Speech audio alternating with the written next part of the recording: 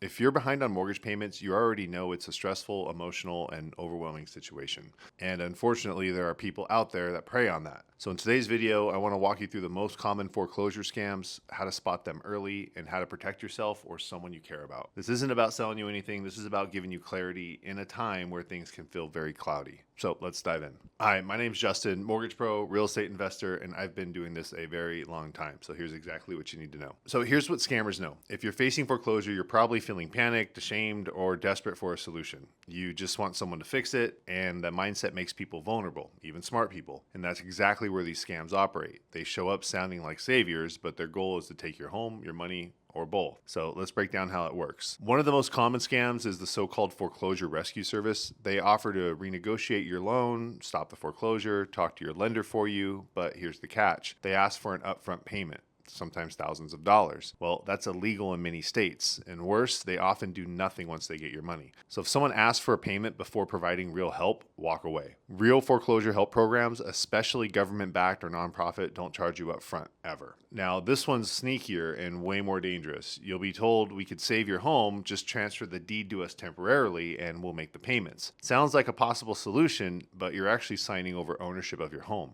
And in most cases, these scammers never make the payments. You lose the property, but the debt still has your name on it. This is called equity stripping, and it's designed to take homes from vulnerable sellers. Never, ever transfer your deed to anyone unless you understand exactly what's happening and have independent legal advice. So here's what's called a lease back or rent to stay scams. It's basically another version where the scammer says, we'll buy your home, start the foreclosure, and rent it back to you until you're back on your feet. Sounds ideal, right? Except what usually happens is this. You sign away your deed, they raise the rent, you get evicted, and then they sell the house out from under you. You think you're staying in your home, but you've actually handed it over without realizing it. This one is devastating because it feels so personal. Again, it's another one of those, if it seems too good to be true, it probably is situations. Now, this is possible if you do it the right way. You just got to make sure that the paperwork is accurate, that everything's in writing, and that you, again, have some legal advice, somebody reviewing it that's a professional that could walk you through and make sure that there's not some scam like this going on. Now, another tactic is using fake letters, websites, or phone calls pretending to be from HUD,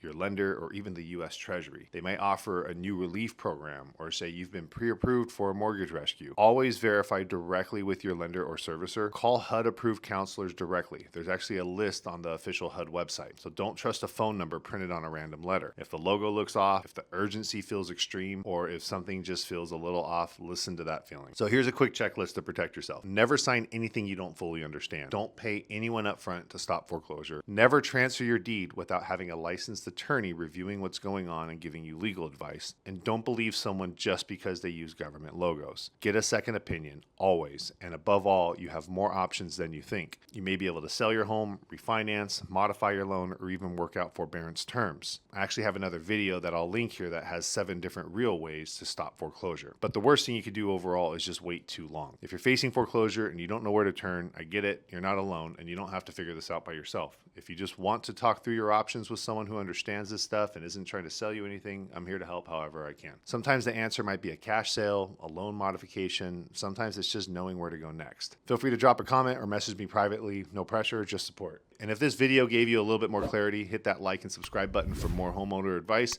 and feel free to share this with someone who might need it.